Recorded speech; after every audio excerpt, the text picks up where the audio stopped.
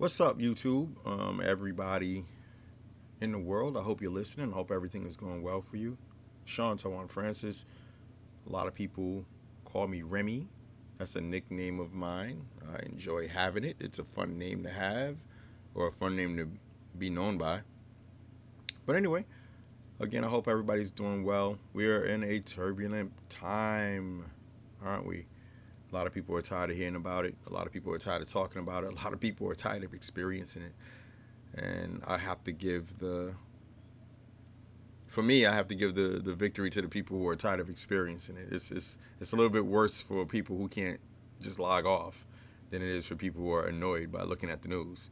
You can log off the news. Stop looking at the news if it's bothering you. Turn to something different. Turn to some cartoons or something. But for people who can't log off and people who are living this every day, whether it be your job that you might have chosen or whether that be your complexion that you might not have, um, I wish you health. I hope that you're doing all right. I hope that you're staying healthy. I hope you're staying out of harm's way. And if you're not staying out of harm's way, I hope it's doing some good.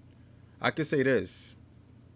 I'm not somebody who currently are on the front lines. I got daughters. I can't be on the front lines right now. I spent a lot of my life on front lines, on different types of front lines. And when I had daughters, that's when I decided, like, it's going to be a circumstance thing for me to be on front lines. I got to come home to them. I got to make sure that there is a home to come home to them as well. But I'm excited that whatever we're doing, right or wrong, I'm excited that it's being heard by the rest of the world.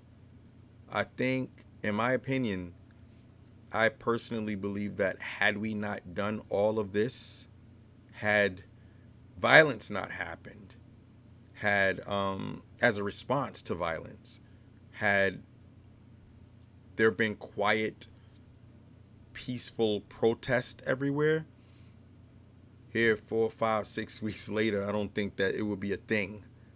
I think the rest of the world wouldn't have even caught wind of it. We watched, and this is not myself or you particularly, I don't know you, but we watched a guy take a match, strike the match, watch the flame. He took a bomb, like the old cartoon bombs, right? And he brought the match closer to the wick. And he brought it a little closer. He looked at us like, and he brought it a little bit closer. And we said nothing, right? A couple of us said things here and there. But for the most part of it, we didn't say anything. We know we didn't say anything, right? He lit the match. We said nothing. It didn't work. He lit it again. It didn't work. We said nothing. Finally, he lit it again. And it worked. Sparks. We had an opportunity to pinch it, but we didn't. We looked at it. Sizzle all the way to when it hit the bomb itself, when it went inside of the bomb, right? It hit the gunpowder in there and ignited. Boom! Blows up. And when it blew up, we looked. He lit a bomb. He lit a bomb. And it said boom. And it was loud. And how dare he? And his bomb is so loud. It was bright. He lit that bomb. So we're complaining about the result. We're complaining about how loud it said boom. However, we're not complaining that we watched him do it. We watched him light it. We watched it fizzle and burn until it blew up. And now that it's blowing up, now we're complaining about it. Now it's a problem. So again, I'm amazed that we are amazed at at the response. I mean, the response needed to happen. So that being said, again, it is a test video. It's not. It's me trying to test my audio, really. But I figured I'd express a thought while I was testing my audio. But guys, we got to start paying attention to what's starting the problem. Not just that the problem exists and persists, but how does the problem even get to that point? If we're gonna watch the guy light the wick, it doesn't make sense that we're gonna complain about the boom, right? But unfortunately, a lot of times we're not bothered by something. We're not bothered by watching a man lose his life unless it affects us. And if we are bothered, we're bothered a little bit by it. We don't like to look at it. We want to be able to cut it off. But once it affects us, then it's a problem. So we're looking at statues or buildings being burnt. I'm not condoning it, but I'm saying I get it. Like, I understand it. I'm not out there doing it. I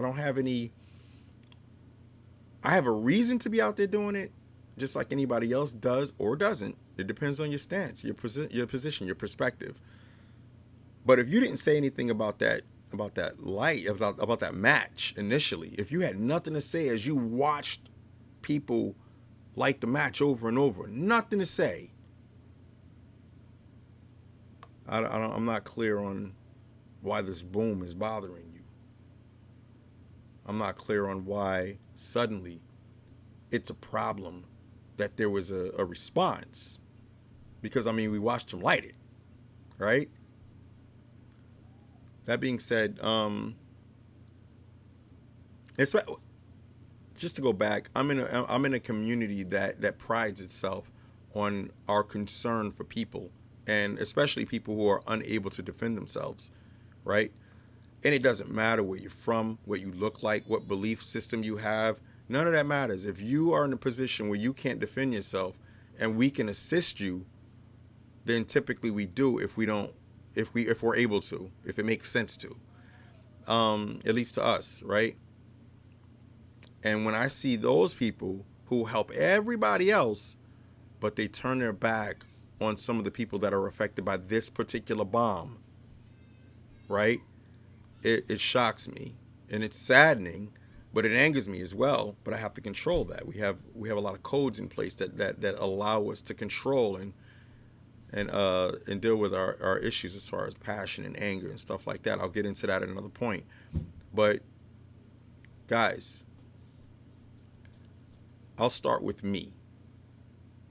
The next time I see someone lighting a match and they're going towards a wick, maybe I say something. On that note, before my kids show up, I'm going to stop the recording. Peace. May the force be with you all.